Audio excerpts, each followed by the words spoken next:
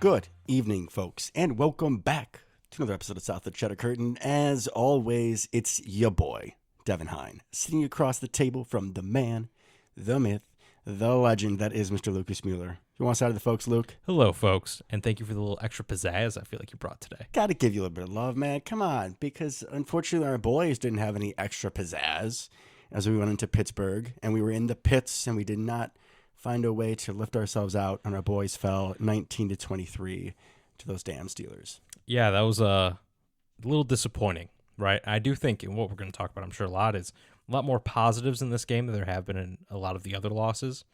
But at the end of the day, still just a lot of missed opportunities on our end.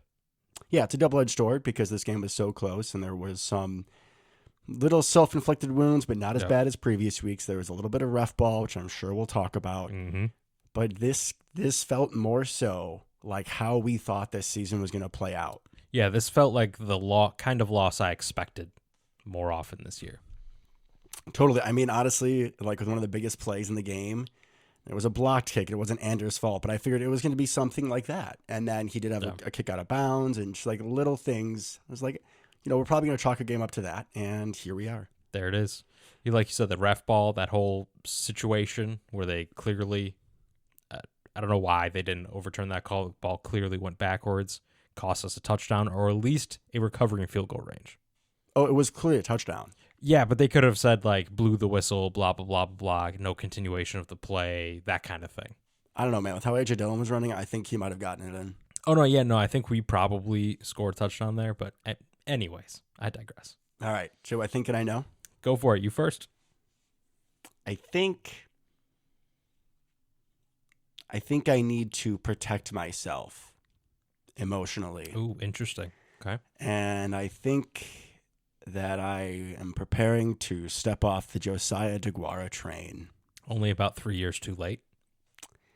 I think the writing's on the wall. This has not been his best season. He did give me some teases earlier on with our whole stat tracker. We don't need to go there today because we already know it's not looking great. Yeah, he didn't do anything, so it's the same as last week.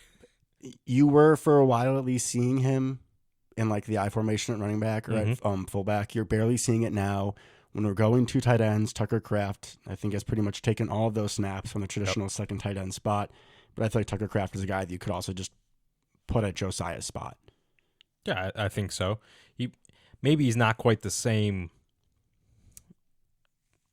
Not motion as quicky, type of yeah, different body type, different skill set, but realistically, I don't think we ever used Joe or maximized that spot. I don't know if Josiah could have lived up to essentially the Kyle Juszczyk role, right? Mm-hmm. That was the idea for it. I don't know if Tucker Kraft can actually fill that role, but it doesn't seem like we're using that role regardless, so it really doesn't matter at the end of the day. Just give me Pearson. We have a fullback on the practice squad. True. Pearson. Or give me Tucker Kraft at this point. Yeah, and the blocked PAT was completely on him. I don't know if he was just, like having a little prayer there. He's a really biblical dude, which, hey, I'm all for whatever gives you peace, but not then and there, Josiah. And that was honestly like as much flack as I gave you for the Tyler Lancaster double whiff in the NFC wildcard round or divisional against the Niners, where he had two guys and he just like put a hand on them literally. Josiah didn't touch Patrick Peterson, and Patrick Peterson had a nice game, but this isn't 2013. No. He's not the Flash. No. He was very athletic at one point in his career. That point is not today. Mm-mm. That was a decade ago. You're up.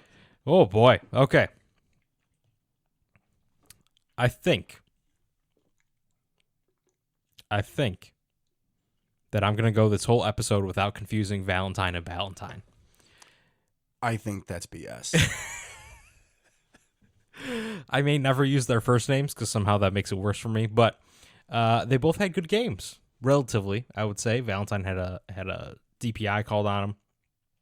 Valentine got beat a little bit, but realistically, when you're down to cornerback, what is that, 4 and 5 outside corners starting, because we're going to count Stokes. Agreed. That's all you can hope for, right? It's just hang in there, guys. Just hang in there. Part of that is probably due to our defensive scheme this game, which was horrendous game plan for us. That they didn't really get challenged as much as they probably should have, or we should have forced them to. But overall, I think the Valentine dynamic duo played pretty well. If you look at 3, 4, 5 games out of this season, the game tape of Jair, and compare it to Corey Ballantyne in this game, not too dissimilar. I'll go out and say that. I mean, it feels like blasphemy, but with how Jair's been playing and how the Joe Barry system allows you to play, didn't look all that different. He actually, honestly, Corey Ballantyne had a couple pass breakups. He did. And we haven't really seen that. Except for last game. Which was against a quarterback that was then cut from the team. Hey, man, Kenny Pickett's not exactly great either. Kenny Pickett isn't great either, but... I really think Jair's problems are largely health-related. Not entirely, but I think he was a little naggy injury, all of a sudden felt better, tweaked it again the next week. I think that's kind of what happened. No excuse. No excuse for him. But I think in the game he probably felt the best in a long time. He kind of still balled out and showed what he could do. I'll be nice.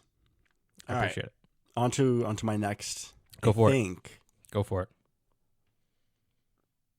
I think on Sunday. Yeah.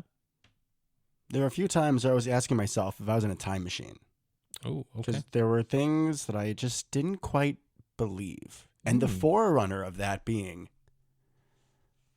that a hole opened up on a running play. Oh, here we go. On the bottom of the screen. And there were lead blocks. And A.J. Dillon rumbled for 40 yards of glory. It was beautiful. Real quick, Aaron Jones houses that thing. Probably. But it was beautiful. Absolutely beautiful. I mean, the blocking, it was like an old double pull with Zach Tom and with John Runyon. Just blocked it perfectly, drawn up perfectly. Even Rasheed Walker has a key block on that left side to keep the hole open. He executes well. I mean, the running game, like for a lineman, the run blocking is still not where we want it, but like a few times I looked at Molly and I was like, is that a running game? Like, what? Interesting. Okay, no, I agree. We had some flashes. Aaron Jones had an abysmal average, but AJ Dillon looked a little bit better. Aaron Jones had a little bit of a rough game. Overall, improvement. All right. I know. Found some conviction while you were talking. Hey. I know that we are not distributing targets correctly on this offense. In Wicks, we trust. Not just Wicks, but okay, who were the top 2 target leaders this week? Reed. No. Wicks. No. Musgrave. No. Dillon. No. Oh, I mean, I don't want to think about it because like trauma blocks. Human body's a wonderful thing. I said 1 and 2. So like Christian Watson. Yep, he led the team with 7 targets with 2 catches. 2 catches. It's a great percentage. Yep, absolutely. All right, and who do you think was number 2? This one's not as bad, but Romeo. Aaron Jones. He had at least 1 drop or 2 this game. He had kind of 2. Oh, he definitely had a big one. Yeah, we're gonna get to that later. The trick play, awful. Yeah, and then he had the other drop as well. So, not exactly the distribution I would love to see, right? Because I think that Christian Watson, I get he's gonna get some targets, but Romeo, Wicks, Musgrave, Reed need more. Just that simple, right? So Luke Musgrave had 4 targets. Tucker Kraft had 3. How do you do? How do you pull in? 1. But I was just happy to see him out there, honestly. Still a better percentage than Christian Watson. So 100%. So good for him. But we need to feed the guys who are producing at this point. That's my thought. It's the law firm of Wicks and Reed. You can't go wrong, honestly. They're doing great. And I'm sure we're going to talk about it a little bit more in depth, but super excited about them. Yeah, it's amazing how one of them has overcome so much adversity for being slow, but apparently he's pretty good. He's just kind of good at playing receiver, and he's not as slow as he tested. Also is one of the absolute best left arms in the NFL today. Left arms? Like, isn't he a lefty when he's been throwing all those passes? He's a lefty? That's true. We're going to talk about that right now because I brought that up earlier in the season that, oh, man, why is Dontavian Wicks involved in every single trick play? And once again, he's involved in every single trick play. He's got a cannon. He's either the guy throwing, right? Throwing a kind of a back across the field situation, or he's the guy receiving the catch at the end of the day. I don't know why they're all drawn up to Dontavian Wicks, but they are. His name is Wicks. You ever seen the John Wick movies? I have, yeah. He is Baba Yaga. And Okay. we're going to see it, my man. We are going to see it. That title was for Aaron Rodgers for back in the day, Yeah. little YouTube skits they used to do, but it's passed on to new Wicks. I'm glad you're finally on board. I am. I'm fully aboard the train. I mean, Good. a Packer's actually going to show up and do his job like we ask him to, who's going to outperform what we expect. There's only a handful of guys on this team right now we can say that for. That is true. I feel like last time we talked about this, we were scratching for names. So, We were. Yeah. It's pretty much all the young buck receiving players at this point.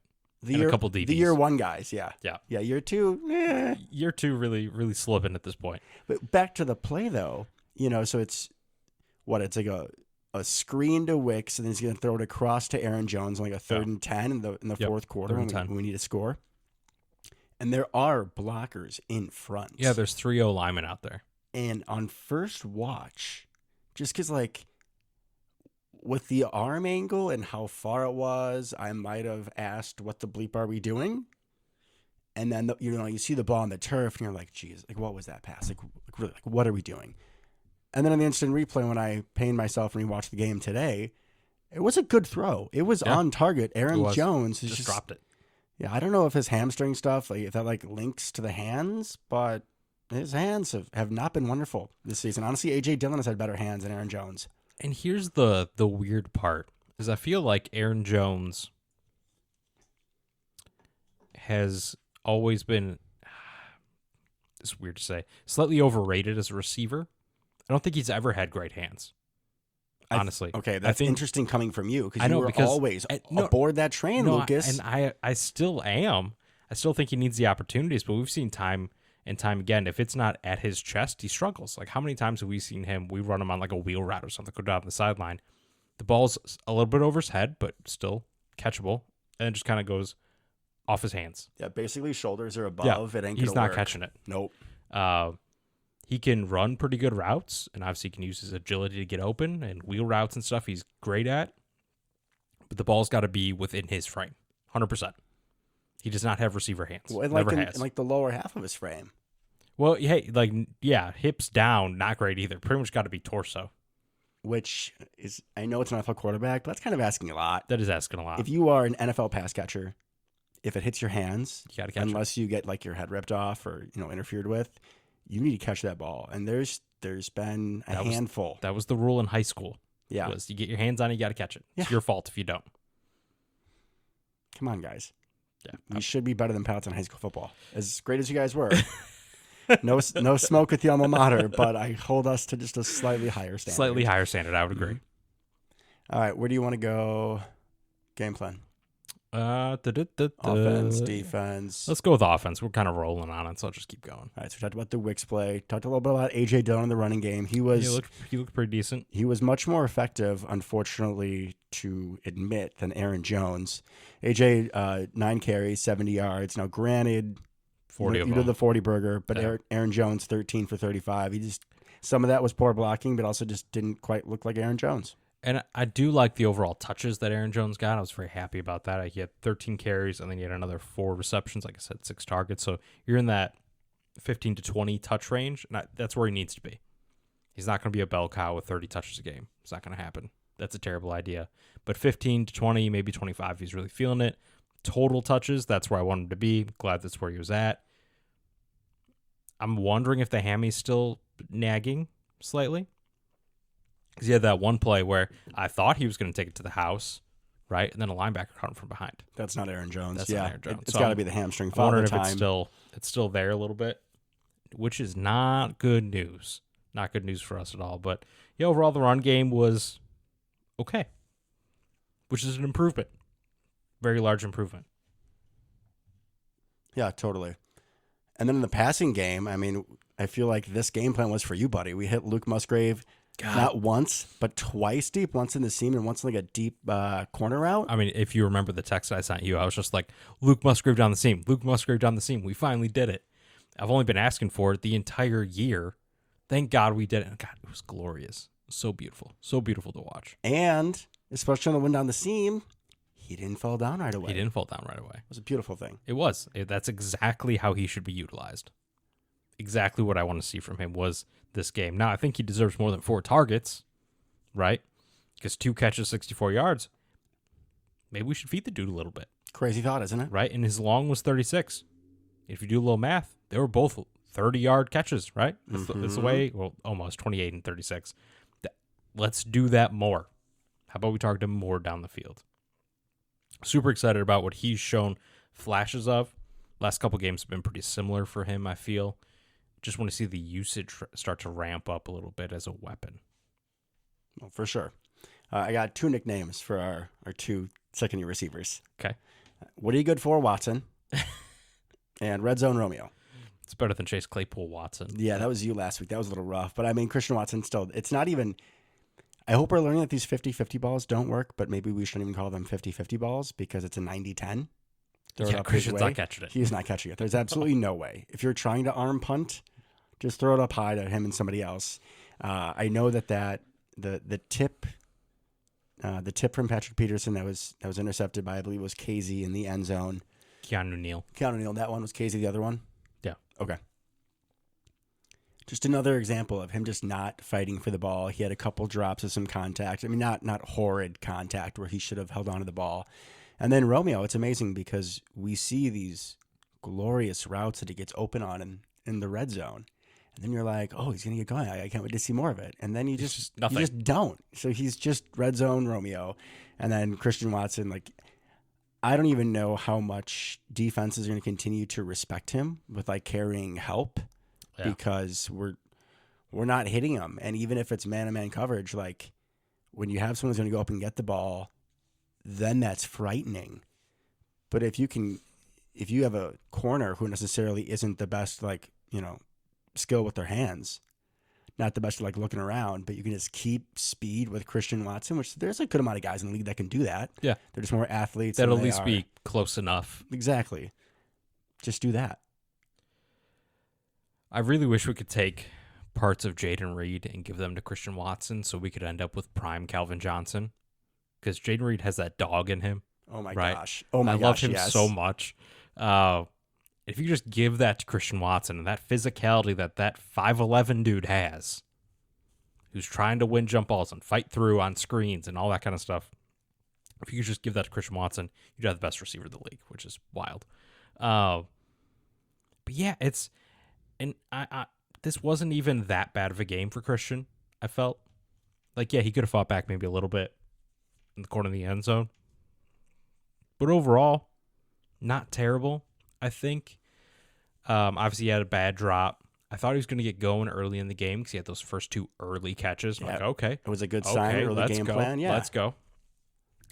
But the problem we have now is every time we throw him the ball, something bad happens. Yes. Like, that's the feeling I get. It's like, oh, God, we're throwing Christian Watson again. And I don't know how we fix that at this point. I still am calling for and pounding the table for, can we run a drag route for the poor dude?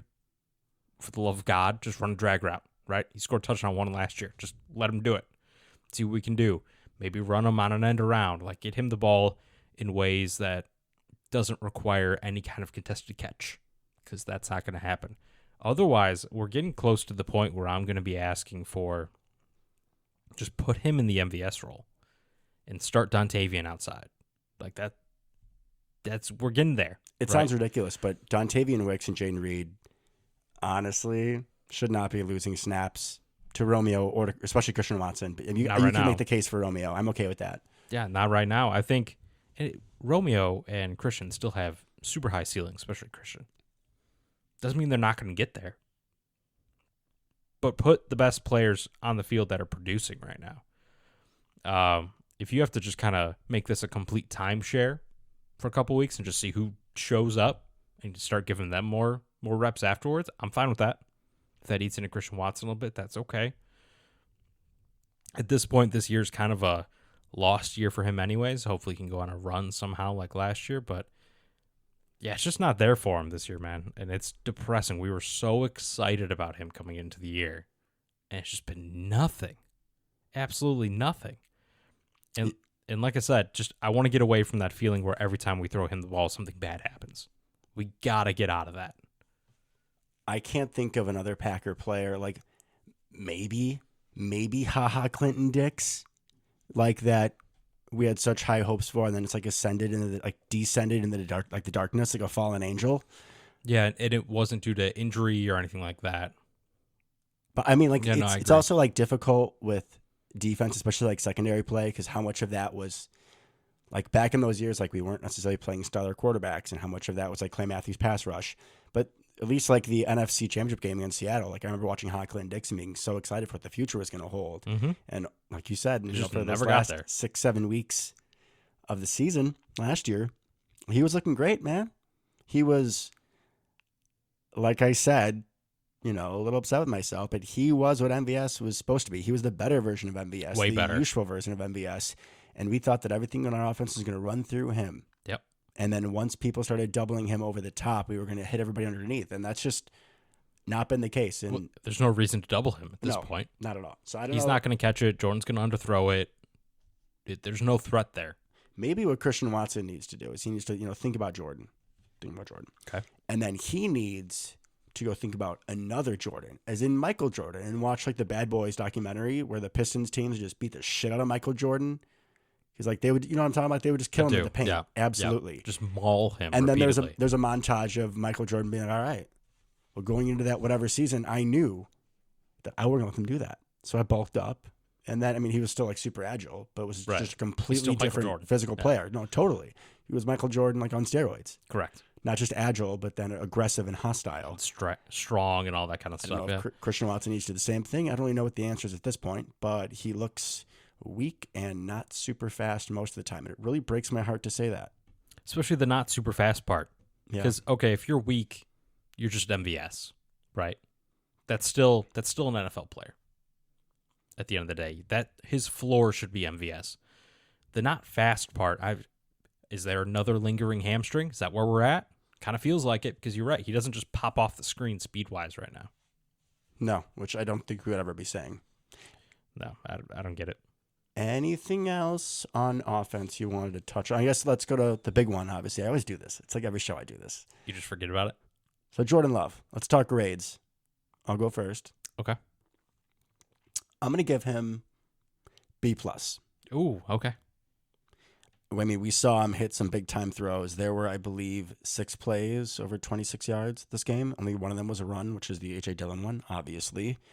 I mean, he had big plays to Reed, to Musgrave, especially like to Wicks. I remember the big one to get us in scoring position on the last drive of the game was an absolute dart to Jaden Reed. I remember he rolled out, and I was like, where is he throwing that? Oh, my And God. he just kind of like shuffled to the left and looked like he was about to die. It was like a Rodgers throw almost. Yeah, he made it look so effortless. And the corner end zone throw to Romeo Dobbs. That was a dime. Absolute man. It was dime. beautiful. Man. We saw some real big time throws from Jordan Love. We saw him stepping in the pocket. Overall, the offensive line did a pretty good job, especially against, in my opinion, one of, if not the best pass rushers in the NFL.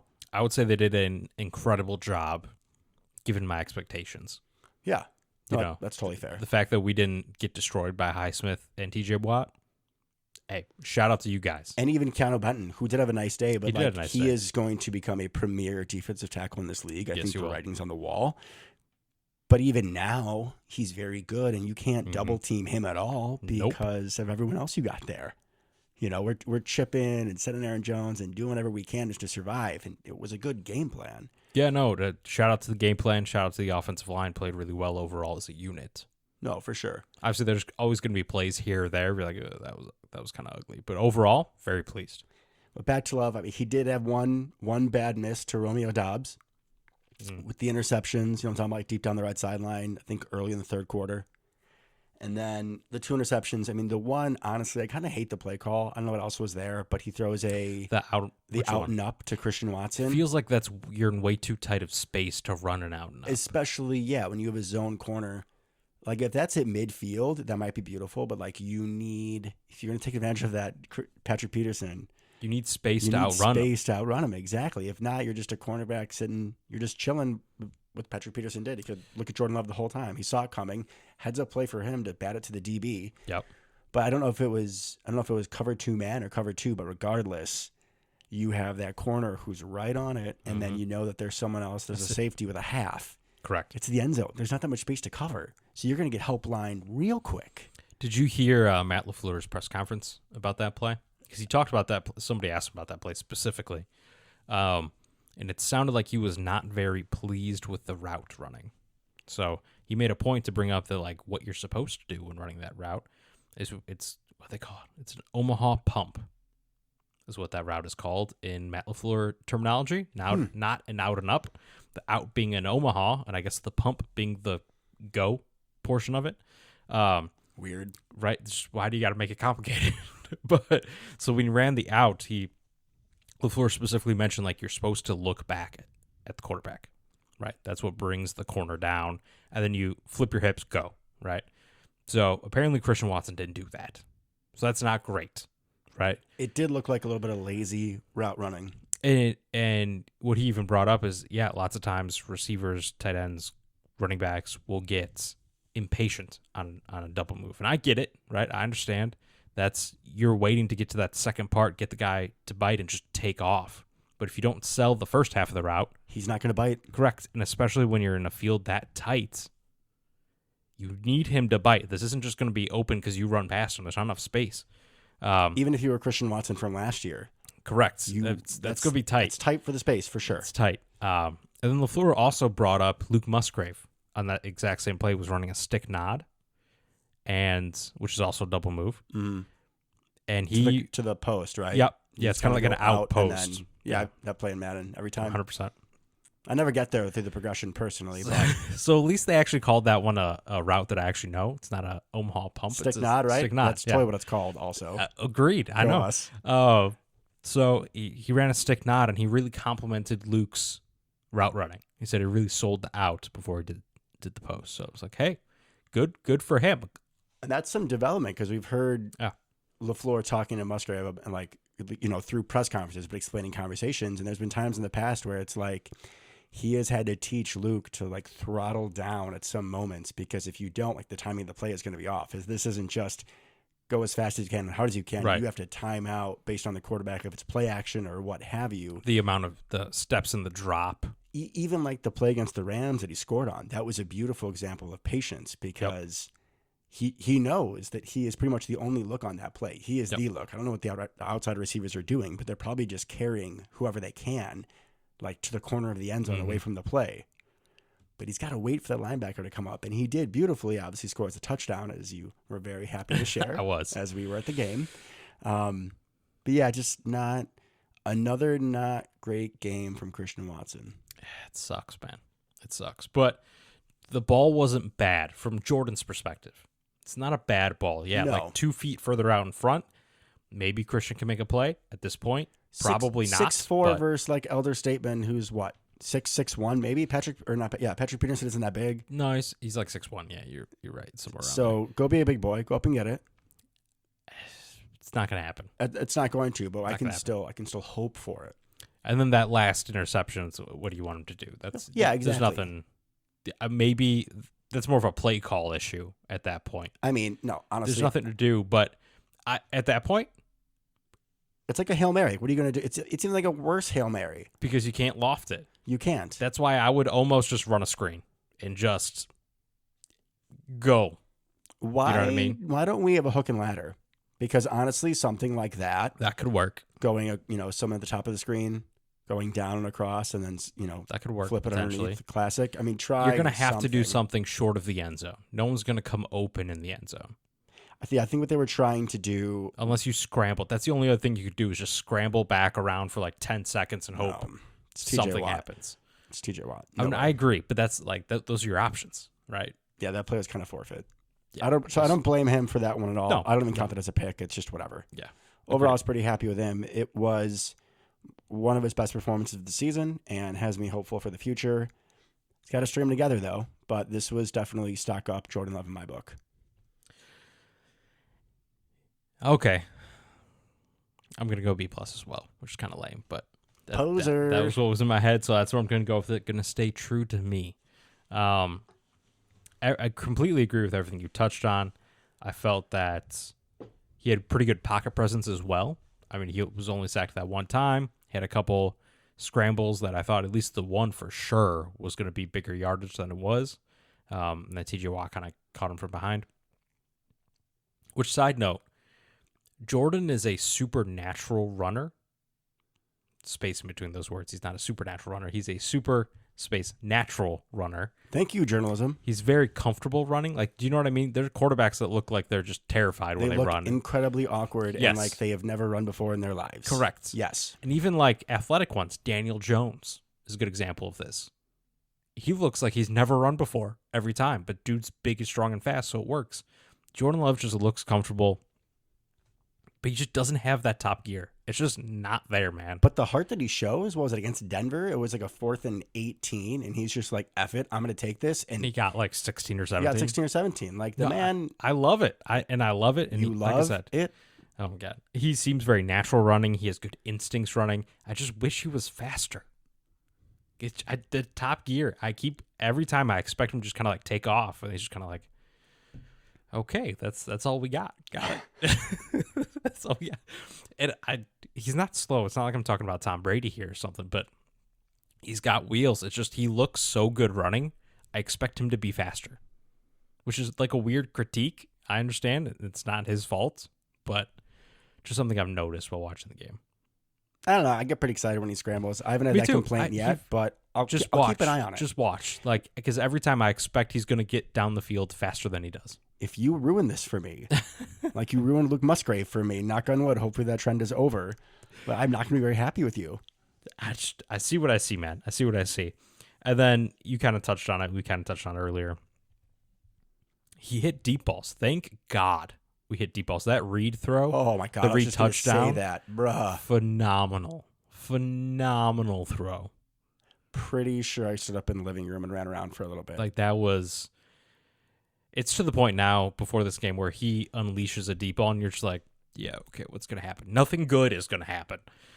But when that ball just went straight into the breadbasket of Jaden Reed, who beat 2 defenders, I was like, oh my God, we can do that. So it's allowed. Something you would appreciate. Like I said, I got up and ran around, and Molly was like, oh my God, what happened? Because she's never seen me react to a Packers big play before. Good point. Or like that. That's the state of the Packers. So that was very exciting. Yeah, that was awesome. Reed, absolute dot. Absolute. Beautiful. That throw to Romeo, when he let that thing out of his hand, I thought for sure it was going out the back of the end zone. Like, I thought there's no way that there was going to be enough room in the corner. So shout out to Romeo for bringing that bad boy in. But also, way to put it where only your wide receiver can get it. Right. Hopefully Romeo and Keyshawn Nixon hang out this week so they can work on toe drags. That'd be nice. That would be super nice. Yeah. Cool. Because Keyshawn could definitely use it. But yeah, overall, I feel like he threw deep balls with much more velocity, which is something we've been asking for. So thank you, Jordan, for finally listening. And overall, like just the consistency with accuracy was much better. We still had the one to Dobbs I told you about, and there's probably other ones that I'm missing, but there's nothing like super blatant, you know?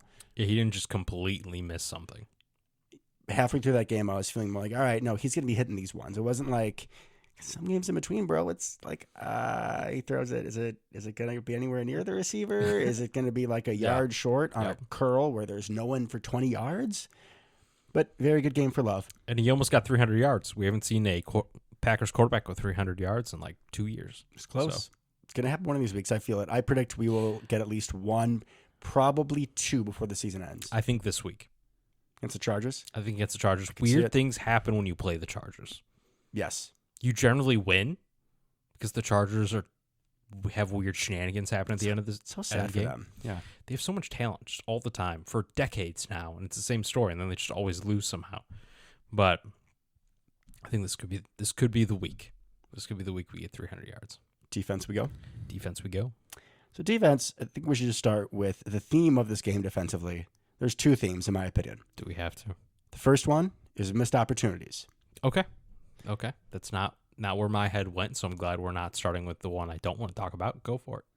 You have the Devondre Campbell should have been pick 6. Oh, yep. Which, I mean, if he catches it, he's going to the house, 99% sure. If not, it stops the scoring drive, and we have the ball. He just had to outrun Kenny Pickett. Yeah, easy. Easy. I feel like just with his hair flying in the wind, with the force that gust has, could have knocked Kenny on his ass anyways. Honestly. Given where he was, he already had a running start. Yeah, he should have housed it. So you have that. You have the Keyshawn Nixon should have been picked on the sideline, which, I mean, first of all, great play by him to even just Phenomenal. get in the vicinity. Like, Phenomenal play. you just Great see, closing you just see speed. him flash. Yeah. It did not look like the Keyshawn Nixon that I do. Overall, pretty good game for him as a whole. Yeah, he had a couple of really nice tackles, too, in run defense. He flipped Najee Harris. Which was hilarious. He picked him up and threw him to the ground. Now, folks, if you don't know, Keyshawn's like 5'8". He's bigger than that. He's like 5'10", 5'11". Bro, that feels like a lot. I'm just telling you that. I am positive he's listed something like that. That feels like a lot. He is tiny. Comparatively to NFL, he is tiny. And he's jacked, though. He didn't give a, you know what. He just went right at Najee Harris. And Najee's a big boy. Oh, yeah. Najee's a big boy. So we have the should have been picked by Nixon where he couldn't toe drag, unfortunately. And then this isn't really on us for the missed opportunity, but just the should have been fumble backwards pass, which there is not an angle I have seen yet. And the Packers are half of my life. So I have seen several angles of this play. I haven't seen a single angle where that pass is clearly not going backwards. 100% going backwards. Absolutely no question about it. Also, Keyshawn Nixon, 5'10", 201 pounds. He was probably wearing high heels that day. I don't buy 5'10". He's definitely under. Fair enough. He is south of the 5'10" border. Thank you. Fair enough. But that play, I mean, it just changes the whole game, right? I'm pretty sure. Yeah, that's at least 3 points, should be 7.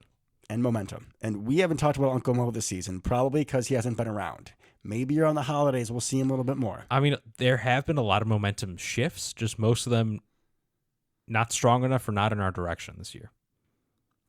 Very true. Very true. Painful memories incoming. Thank you, Luke. Yeah, so missed opportunities. I agree that we had our chances. We should have had more because the game plan was terrible, and we did not force Kenny Pickett to do anything. And that should have been the entire game plan, to force Kenny Pickett to do anything.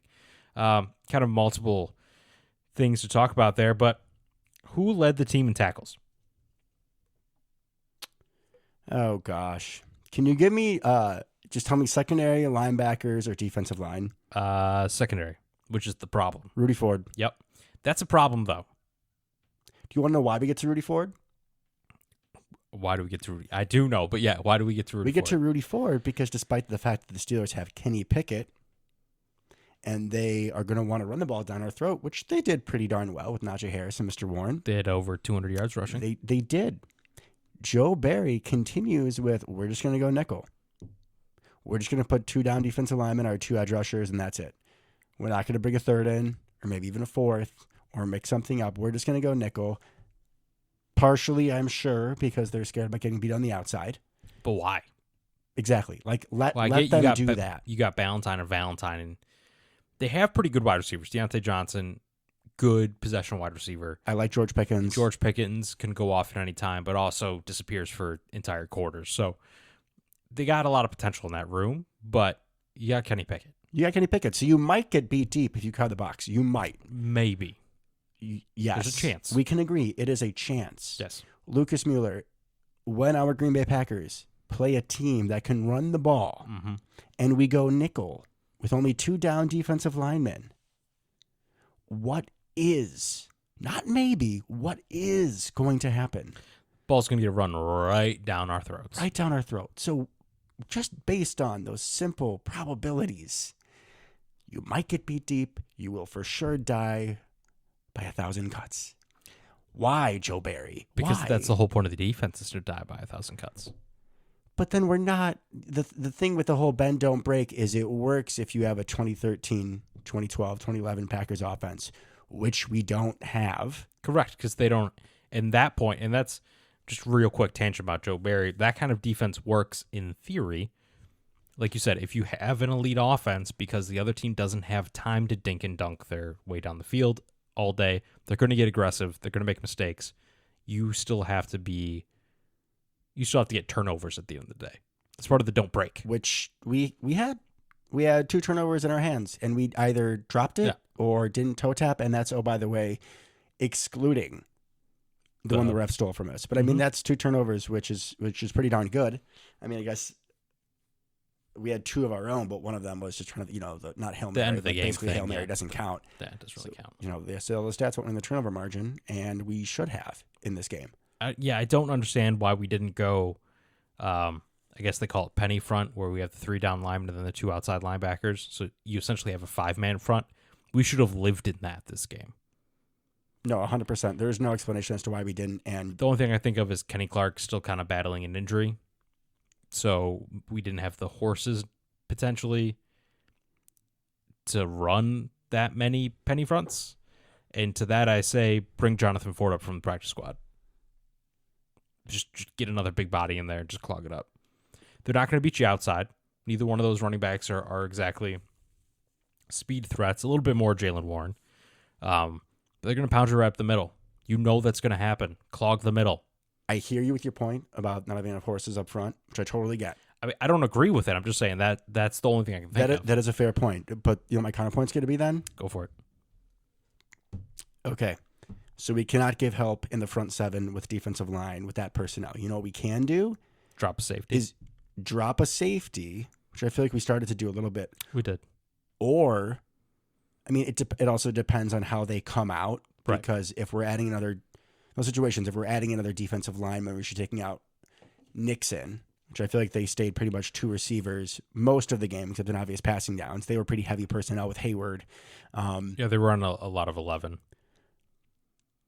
I don't care if it's Christian Welch, the juice man. I don't care. Yeah, he got in there. He got a couple tackles. Who we can put in at linebacker to help with the depth. I mean, just get somebody else that can go tackle the running back. I mean, my God, put in Anthony Johnson Jr.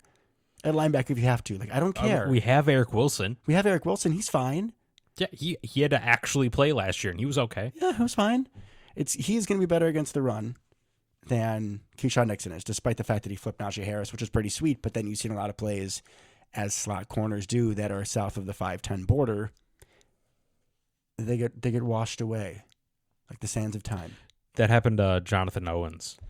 Was that on I think it was maybe a goal line situation or something? He ended up against like an offensive tackle, and you're like, good God, man, that's not going to work. If anybody, poor dude. If anybody, it's like Jonathan Owens, Keyshawn, Ballantyne. Like, I know they're all DBs, but like if they get touched by somebody, they're out of the play. Also, before we forget, Carrington Ballantyne playing tag with Najee Harris. That was embarrassing effort on his part. Embarrassing. I texted you that. That's exactly what you said, because it was very embarrassing. I mean, so far though, he fits in the mold of some great Packers DBs. Talks a lot of trash, chicken wings for a tackle. Yeah, Jair taught him well. Well, when Jair doesn't feel good, he taught him well, because Jair is also fierce when he wants to be. But yes, I don't think we've seen a lot of that since the collarbone. Really just last week. Understandably. Really just last week, I think. Is where you saw it? Yeah, he had some run. He had some, came up and run defense a couple times, stopped a screen in its tracks type of deal. I do remember that play. Hopefully we see more when he comes back, Yeah. if whatever the Jair situation is. We need some more aggression like that. But yeah, just, we knew what they were going to do. It was very obvious what was going to happen, and we just let them do it. And we didn't do anything particularly interesting to try to stop it. I don't get it. And the fact that we had to adjust to get out of our too high shell to bring a safety down, why did we not start like that? Does that make too much sense? Come on, Luke. This is Joe Barry we're talking about. I get that they have, like I said, they have talent at the wide receiver position, but they do not at the quarterback position. Kenny Pickett averaged 5.5 yards an attempt. That's horrendous. Yeah. That's so bad. He's wasting a pretty darn good roster, Kenny Pickett is. That's so bad. I mean, that's no downfield threat at all. Right, he had that one to Pickens, the back shoulder, with, I think Valentine was on him, who was in good position, to be fair. That was just a good catch, good throw, good catch. But that was really the only time I think they really went further than like 10 yards down the field. Like, you know what they're going to do. Just play up, let them try to beat you over the top, because they're not going to be able to do it. Yeah. Stuff the run. That's the game plan. Yeah, Mike Tomlin must be big into history, because, you know, he knew that a Kenny Pickett-centered game plan, a Pickett charge, wouldn't go very well. Historically, it does not. But a Najee charge, I've never heard of a battle of Najee's charge. And that was a much more effective game plan for them. It really was. But now, history joke aside, special teams, I've already mentioned it. We know that the blocked extra point was the fault of a certain player that will not be on this team after this year unless he all gone. of a sudden becomes a god, which I'm coming to grips with is just not going to happen. It's not. There were some reports I saw about that. It seemed like the Steelers had the snap count down pretty well, and apparently our boys were supposed to be mixing it up. Yeah, I saw something about that. LaFleur did not mention it in his press conference, which I thought was interesting because I asked him specifically about it, about that play, and I had read the same thing where basically it was supposed to be on 2, for instance, and we snapped the ball on 1, so that's why Josiah, and if you look at the other side, Luke Musgrave, who's the other wing, didn't really do anything, right? Which I get being slow, but when there is somebody moving right ahead of you, like, what are you when doing? the guy's running at you, what are you still just not going to do anything? Are your eyes closed? Like, do you meditate before we play, Josiah? Like, what's going on there, buddy? So yeah, I don't fully buy that. And then LaFleur had nothing good to say about the play. He just said, we got to do a better job when you have to punch the inside shoulder of the outside person, right? Yeah. That's what we didn't do. Just push him out far enough that he can't get there. Absolutely nothing. Why do you lift all the weights? Why do you do all that stuff? Embarrassing. Did you quickly, Yeah. in your heart of hearts, once we missed that, did you know we lost? I was like, yeah, kind of. I was like, that point's gonna be a problem. I at least knew it was going to be an issue, but yeah, I mean, it changes the entire game. Yeah, we would have tied the game at the end there, right? Totally. We easily would have kicked a field goal towards the end there and gone into overtime. Unless Josiah took another nap, but yes. That's true. That's true. I don't know if he would have been in there. They might have taken him out. I don't know. We got to go back and watch the tape. I did it once. I'm good. Fair enough. I'm good. And you weren't just watching kicks the whole time? Kick coverage or kick protection? I was not. I was watching the entire thing. This is not the 49ers playoff game, thankfully. But on the other side, though, Keyshawn Nixon's back, baby. Return game looked good. Oh, yeah. Unfortunate that one of those drives, he got us all the way to midfield, and we couldn't do anything else. You hear about, like, with other teams, like the Jets, for example, with how good their defense has been playing, and Zach Wilson can't do anything. Like, when do you start to turn on the offense? When does Keyshawn turn on the offense? You know what I mean? Well, to be fair, this was like his first good return of the year, so I think he's got a way to go before he can feel justified in that. But it's like, that's got to be a killer for him. He had a good punt return, too, 12 yards. Jaden Reed muffed one.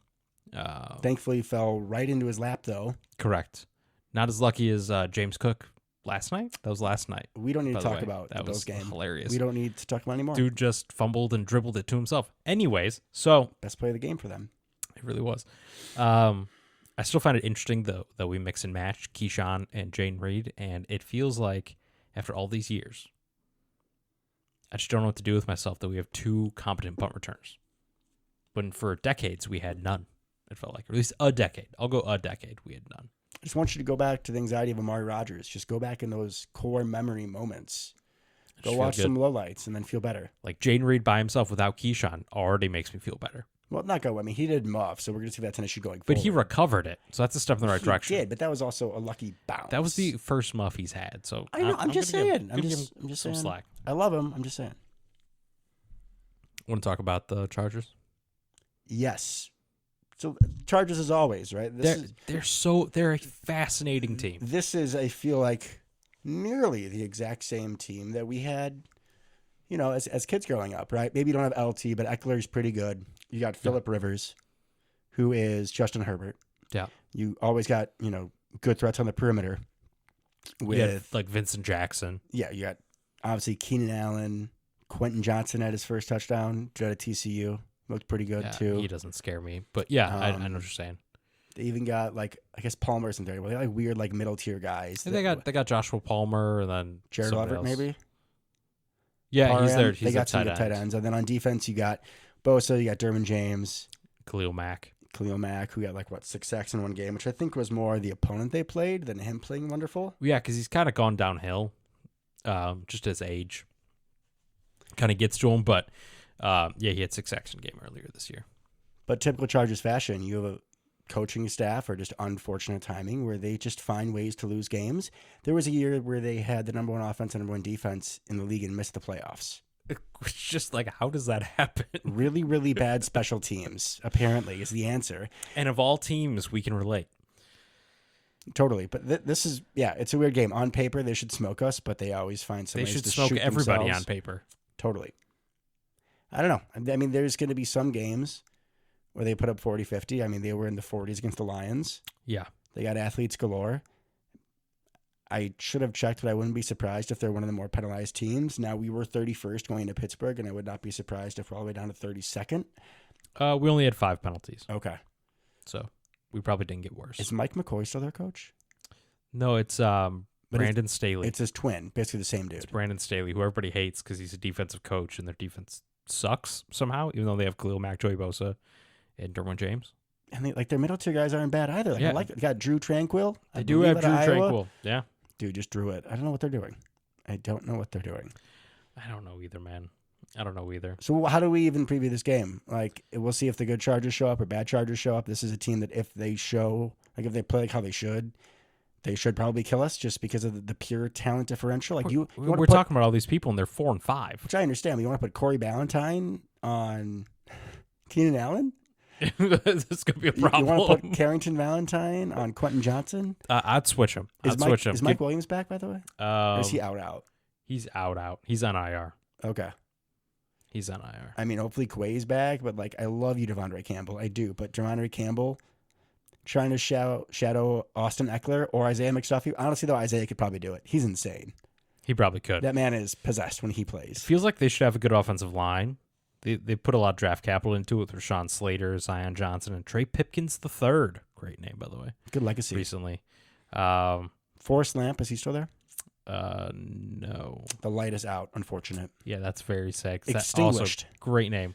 Corey Linsley. Oh, that's is right. a Charger. He's not starting. He's hurt. But boo hiss. Unfortunate there. Unfortunate they have Asante Samuel Jr. Ooh, how did I forget him? Michael Davis ain't bad either. He's a little bigger corner. That's true. They got Eric Kendricks and Kenneth Murray. Eric Kendricks, the backers. Former Viking. Yep. Oh, disgusting. I do like Kenneth Murray, though. I think he was one of my draft darlings. Because Kenneth Murray was 2020, 2021. Like, he was out of supposed to replace Oklahoma. Ty Summers, probably. Yeah. Wishful thinking. And he hasn't been very good, to be fair. I feel like a lot of those backers have not been what we wanted, so things work out. And then, obviously, the big former Packer on the team. The biggest former Packer on the team. See if you can figure it out. Position. Special teams. Boho Blast? No, he's on the Commanders or something. It can't be Amari Rogers. He's not. No, you were closer with your first guess. So it's not Boho Blast. Corey Bojorquez, for anybody listening that doesn't know Yeah, who Boho Blast is. Is it the punter? What's his face? The Bear? The Bear? No, it's not Patty O'Donnell. I mean, keep going. Long snap? There's only one more. Who else? The other punter that we've had recently. It's not Jake Ryan. No, that's like 10 years ago. Who was before Boho Blast? Jake Ryan was also... J.K. Scott? Yes. J.K. Scott, dude. The guy who looks like he's a middle schooler. He's really tall, but he's got some, pocket protectors. He was a phenomenal punter for like a month every year. Yeah. He would just blast him in September. He still looks like he's 12, once he got by the way. colder, he just couldn't do it. Yeah, still looks like he's 12. 6'5". That's a big punter, man. He's very lanky, though. I feel like windy day, just blow away. I completely agree. So, yeah, there we go. A couple former Packers on the team. On paper, they should beat us, but they should beat most teams on paper. So it just doesn't happen for whatever reason. I feel like their run defense is not as good as it should be with all those names. Yeah, I'd agree. I'd agree. Khalil Mack, pretty good in the run game, but outside of that, not an awesome defensive line necessarily. We're talking about ends and nose tackle. So maybe that's something we can exploit. Maybe another round of resurgence for Mr. A.J. Dillon. Here's hoping. I want a Aaron Jones resurgence at this point. Just any resurgence? Just more good things? Just more good things. More Wicks, more Reed, more Musgrave down the middle. Maybe Christian Watson can have like a Darnell Savage rebound. That'd be kind of cool. That'd be interesting. But let's work on the rebound by needing to put him down by limiting his snaps. I'd like to see that. Yeah, and I'm not saying take them all away. No, but just the lion's share. Who are the most effective couple. pieces of the offense? Take a couple out and give them to Wicks. Oh, for sure. Yeah. The Wicker Man. Oh, God. I'm going to have so many nicknames for him. I let him down draft night. I'm going to make up for it. You really did. I mean, him and Carl Brooks should be pissed at you. We can all have a little family therapy session. I'll take him out to dinner. We'll have a nice time. Okay, if that works. I've been doing more things in Wisconsin. I was just up at the Marshes Castle last weekend, so I'm much closer to them. If they want to meet me halfway, it's always nice to go north of the Cheddar Curtain. I see what you did there. There you go. All right, buddy. Anything else? Nope, I think that's it. All right. Until next time. Go Paco. Go Pack Go.